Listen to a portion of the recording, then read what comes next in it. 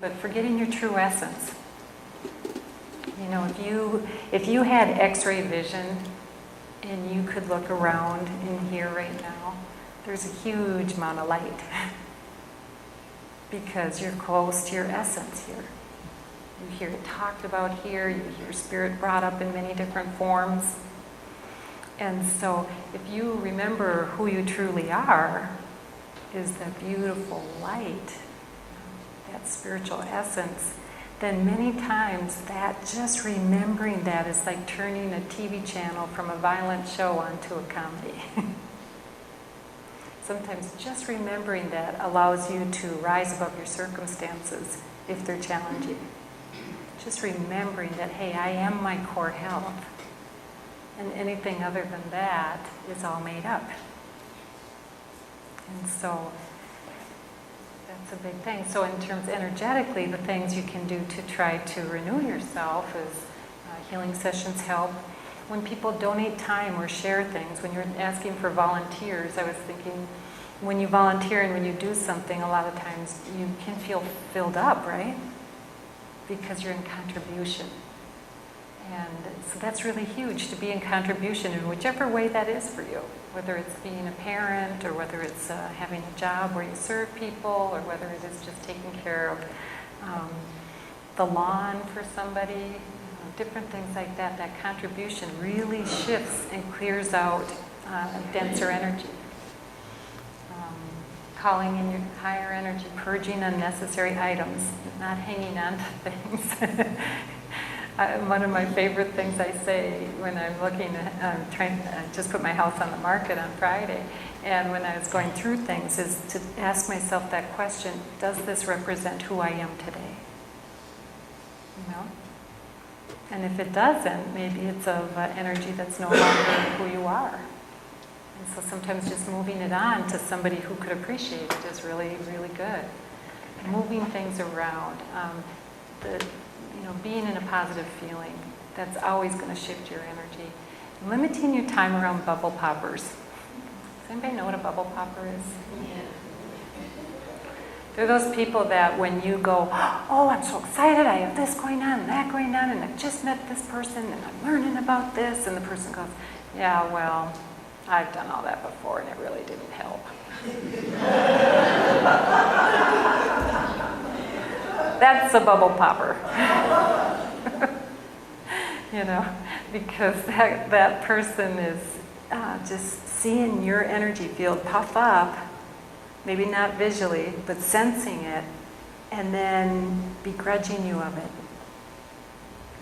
And it might be coming just out of their own level of fear. Yeah. How about the ones that say, oh, that could be so dangerous, you really should be more careful than that? Yeah. Yeah. I think injecting fear is always helpful.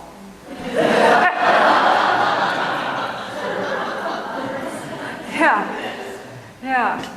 And it's so innocent. People are doing it all the time.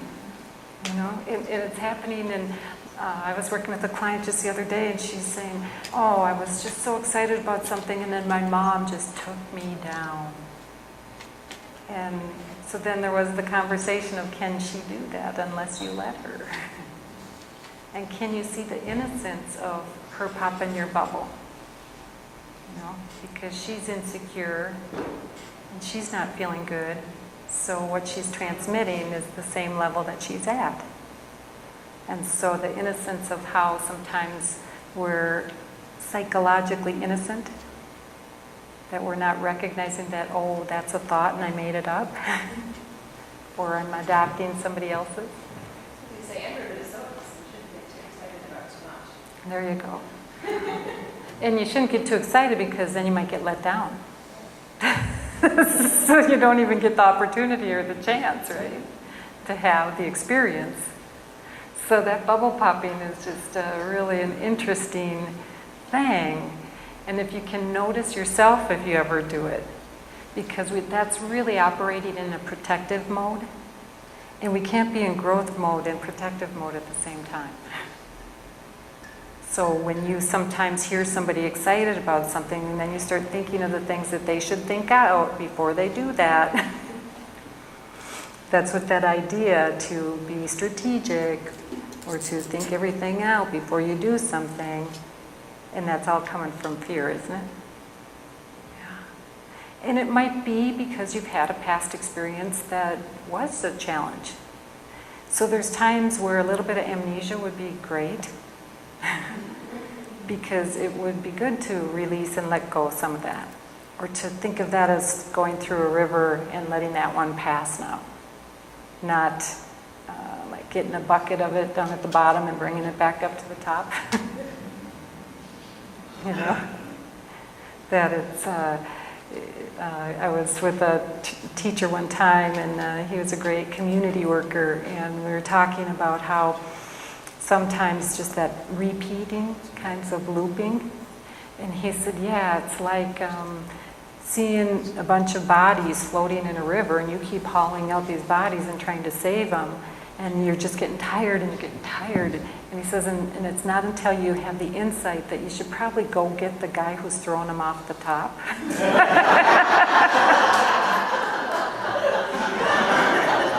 that great?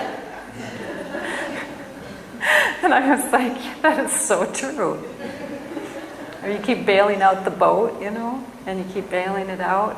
And you got a different pail. This one, you bail out your boat with a habit of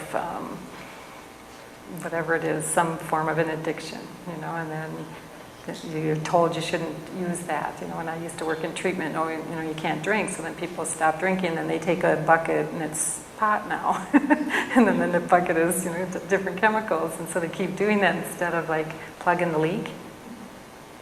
Like what is draining that person so that they aren't feeling their true essence and that they think they need a bucket then.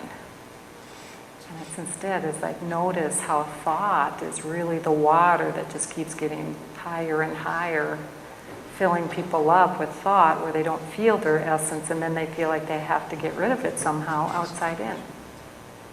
The innocence of that. So, and then of course, you know, looking at any of the other wonderful things that you can do to shift your energy. You know, the drumming. I love drumming. I think that's a wonderful thing. The vibration.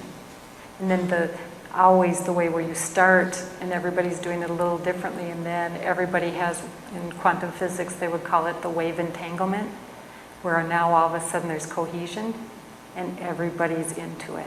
And everybody's on the same wave, and so everything that they're doing starts to gel in such a beautiful way.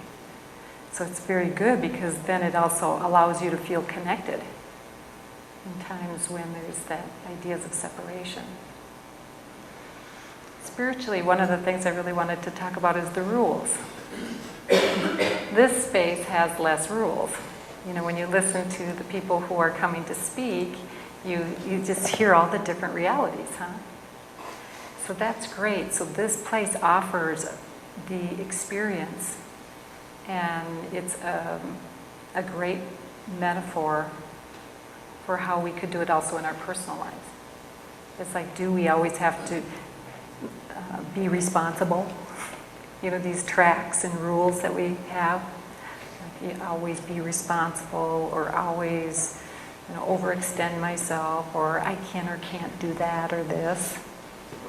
The rules, your spirit gets really rebellious sometimes, or constricted when we keep putting a rule. And so the simplest, easiest way to tweak that is for right now, I need to do this. Because you don't want to throw out your gifts or your things that you've done, but you just don't want to make them your whole way of operating. And so, I think I may have shared this before, but one of the poets, he had said we're constantly building houses too small for ourselves. And that's because we build these frameworks of how we think they have to be. And so giving yourself the permission to be as you are, and to have good ideas come to you in your clarity, rather than having to go with a rule. All you have to do is watch adolescents when you try to put a rule on them. Because they're closer to their true nature. So they have that nonconformity or resistance, and then we call that a problem instead of thinking like, wow, isn't that interesting? And having a dialogue on how could we work this out? How would you like to see this? What comes to you? How can you reassure me? Because I got some fear coming up here. What would be something you come up with? And it's amazing how a lot of times they come up with better things than you did. So, lack of trust or trauma, when you've experienced tough things, sometimes then spiritually you feel a little bit disconnected. I think gratitude has been really brought to light in the last 10 years, but it's so powerful. It's kind of like when you're grateful, you aren't hurting. It's like when you're laughing, you can't be thinking. It's just not happening. So you might be registering the laugh, but try to put something else in there. It's pretty hard. So ideas of separateness, we are all together. And when you keep reminding yourself that you're not alone and you have company, whether it's in the physical realm or the unseen, then you walk in a different way because of that connection. And then always making sure that you're living within your values or what you're feeling is important right now, because when you don't, then you feel depression or you feel angst. So some great things that you do here already, a lot of this are all there.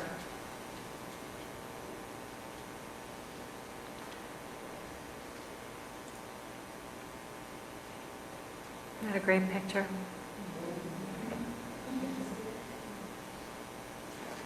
That's a picture of somebody who is labeled autistic.